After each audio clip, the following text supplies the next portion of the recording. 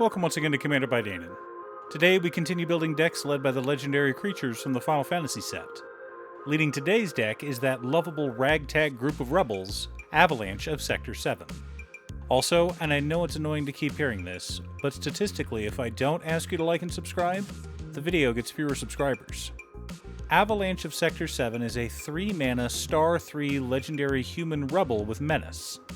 The star is equal to the number of artifacts our opponents control.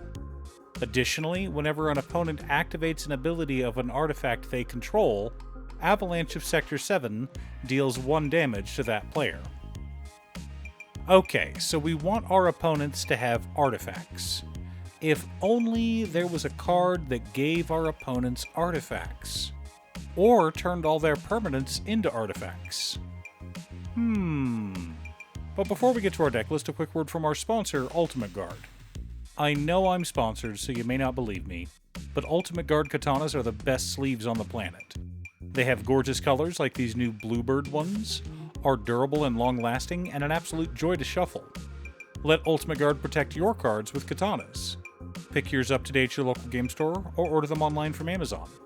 Click the link down below to go to Ultimate Guard's Amazon store. In order to build a functional commander deck, you need lots of different pieces, which is why I try to rely on my handy-dandy checklist. 50 mana sources, usually split between 37 lands and 13 pieces of ramp, 10 pieces of card advantage, 8 to 10 pieces of spot removal, 2 to 3 board wipes, 2 pieces of graveyard hate, and 1 sudden I win card. Oh, one more quick announcement before we get started. I'm currently streaming over on Gaming with Danon as well as Twitch. It'll mostly be Final Fantasy XIV, but you're more than welcome to pop in and talk about Commander. Honestly, about half my streams are talking about manga, anime, or Commander. Our land base consists of War Room, Rogue's Passage, Reliquary Tower, Treasure Vault, Mines of Moria, and Scavenger Grounds for utility lands. We're also running 30 mountains, of course. Gotta make sure we hit our land drops. Our mana ramp package starts off with Descent into Avernus, Bucknerd's Everfull Purse, Tempting Contract, and Marching Duodrone for consistent treasure generation. For rituals, we've got Brass's Bounty, Seething Song, and Mana Geyser. Next up, for cost reduction, we've got Ruby Medallion. Now, some of you may be confused because I talk about not running them in multicolored decks.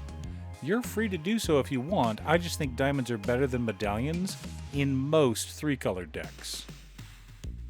For mana rocks, we've got Soul Ring, Arcane Signet, Fire Diamond, Mind Stone, Felwar Stone, Thrawn Dynamo, and Gilded Lotus. Finally, for land ramp, we're running Wayfarer's Bauble and Solemn Simulacrum. Lots of ways to ensure we stay ahead of the curve and give our opponents opportunities for our commander to damage them. For card advantage, I wanted to start with the thematic Pumpkin Bombs.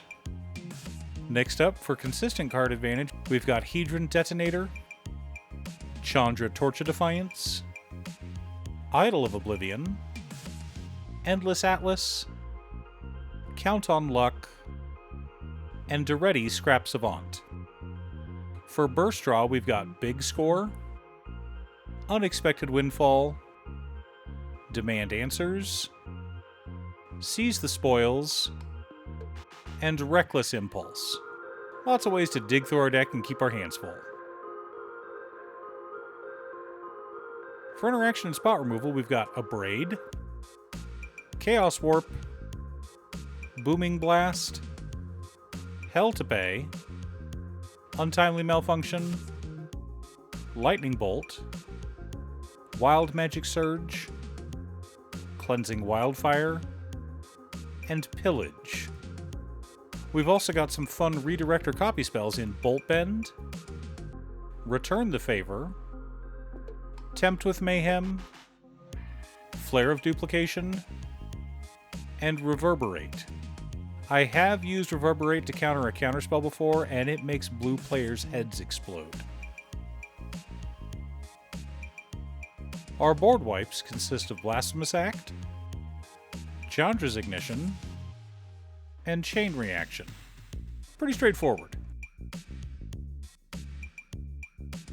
The core of our deck starts off with Pain Distributor, Sardian Avenger, Ingenious Artillerist, Harsh Mentor, Relic Robber, Vengeful Tracker, Reckless Fireweaver, and Wefstalker Ardent.